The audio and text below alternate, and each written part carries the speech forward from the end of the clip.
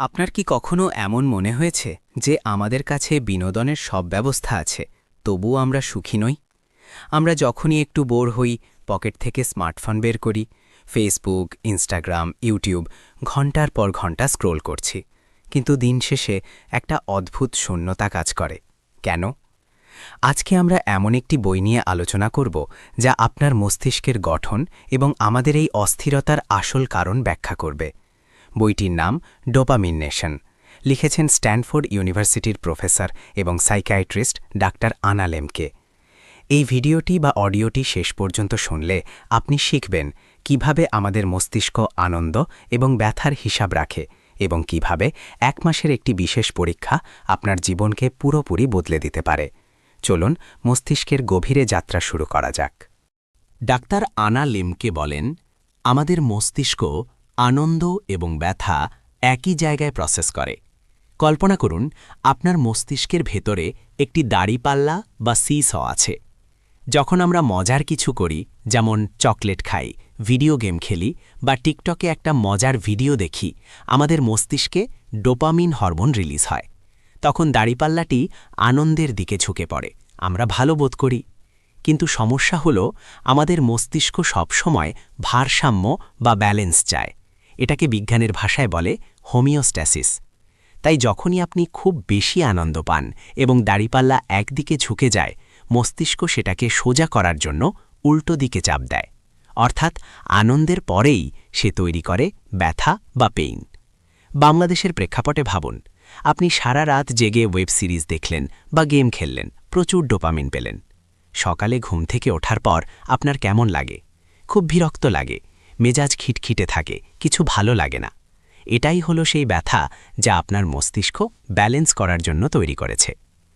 Doctor লেমকে সতর্ক করেছেন, আমরা যদি সারা দিন ছোট ছোট আনন্দ, চিপ ডোপামিন নিতে থাকি, আমাদের মস্তিষ্কের দাড়িপাল্লাটি স্থায়ীভাবে ব্যথার দিকে ঝুঁকে পড়ে। ফলে আমরা দীর্ঘস্থায়ী বিষণ্ণতা বা ডিপ্রেশনে ভুগি। বইটিতে লেখিকা তার নিজের জীবনের একটি ঘটনা শেয়ার করেছেন। তিনি নিজে রোমান্স নভেল বা প্রেমের উপন্যাস পড়ার প্রতি আসক্ত ছিলেন। প্রথমে তিনি দিনে 10 মিনিট পড়তেন, তাতে তিনি আনন্দ পেতেন। কিন্তু কিছুদিন পর 10 মিনিটে আর হতো না, তাকে ঘণ্টাখানেক পড়তে হতো। একসময় সাধারণ রোমান্টিক গল্পে তার মন ভরত না, তিনি আরও জটিল এবং তীব্র গল্পের খোঁজ করতেন। এটাকে বলা হয় টলারেন্স বা সহনশীলতা। আমরা যখন ফেসবুকে বা ইউটিউবে ভিডিও দেখি, খেয়াল করবেন, আগে সাধারণ ভিডিও ভালো লাগত। এখন 15 সেকেন্ডের রিলস বা শর্টস না দেখলে আমাদের ধৈর্য থাকে না। আমাদের ব্রেইন এখন সাধারণ ধীরগতির কোনো কিছুতে আনন্দ পায় না, কারণ আমাদের ডোপামিন থ্রেশহোল্ড অনেক বেড়ে গেছে। ডাক্তার লেম্বুক বুঝিয়েছেন, আমরা এখন এমন এক যুগে বাস করছি যেখানে ডোপামিন খুব সস্তা।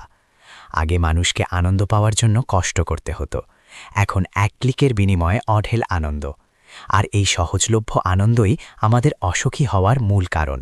তাহলে উপায় কি? আমরা কি সব ছেড়ে জঙ্গলে চলে যাব? না। ডাক্তার আনা লেম্বককে একটি কার্যকরী সমাধানের কথা বলেছেন। তার নাম ডোপামিন ফাস্টিং বা ডোপামিন উপবাস।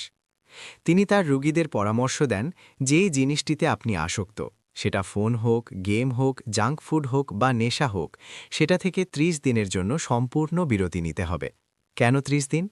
কারণ আমাদের মস্তিষ্কের সেই দাড়িপাল্লা বা ব্যালেন্স ঠিক হতে এবং রিসেট হতে গড়ে 4 সপ্তাহ বা 1 মাস সময় লাগে। প্রথম 10 দিন খুব কষ্ট হবে, আপনার মনে হবে আপনি মরে যাচ্ছেন। অস্থিরতা, রাগ এবং খারাপ লাগা কাজ করবে, কারণ মস্তিষ্ক তখন তার ব্যথার দিকটি বেশি অনুভব করছে। দ্বিতীয় 10 দিন আপনার মেঘ কাটতে শুরু করবে। 30 দিন পর আপনি আবিষ্কার করবেন ছোট ছোট জিনিস, যেমন গাছের পাতা নড়া দেখা, পাখির ডাক শোনা বা পরিবারের সাথে সাধারণ কথা বলা আপনাকে আবারও আনন্দ দিচ্ছে। আপনার মস্তিষ্কের সেন্সরগুলো আবার সজীব হয়ে উঠবে। কিন্তু আমরা জানি ইচ্ছাশক্তি বা উইল পাওয়ার সবসময় কাজ করে না। তাই বইটিতে সেলফ বাইন্ডিং বা নিজেকে বেঁধে ফেলার কৌশলের কথা বলা হয়েছে। আপনার ফোন যদি আপনার আসক্তি হয়, তবে নিজেকে নিয়ন্ত্রণ করা কঠিন। তাই পরিবেশ পরিবর্তন করুন।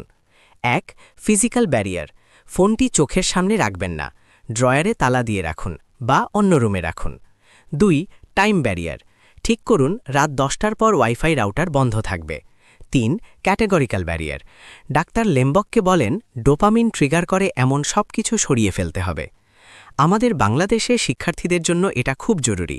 পড়ার টেবিলে ফোন রেখে পড়াশোনা করা আর পকেটে বোমা নিয়ে ঘোরা একই কথা।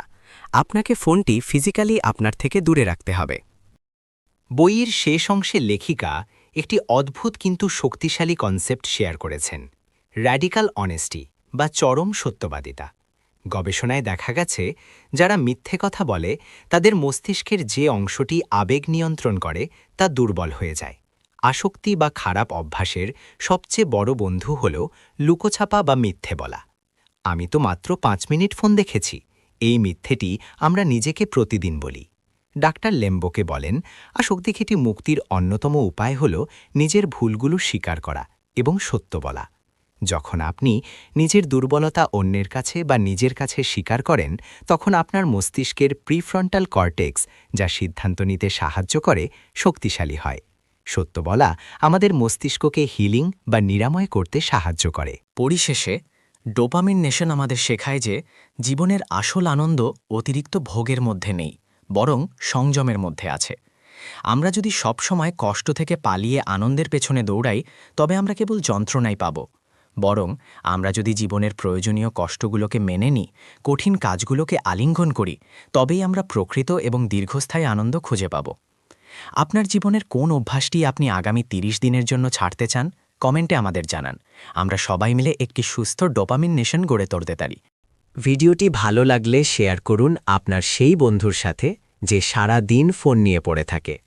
এমন আরও জীবন পরিবর্তনকারী বইয়ের সারসংক্ষেপ শুনতে আমাদের চ্যানেলটি সাবস্ক্রাইব বা ফলো করুন। দেখা হবে পরের ভিডিওতে। ধন্যবাদ।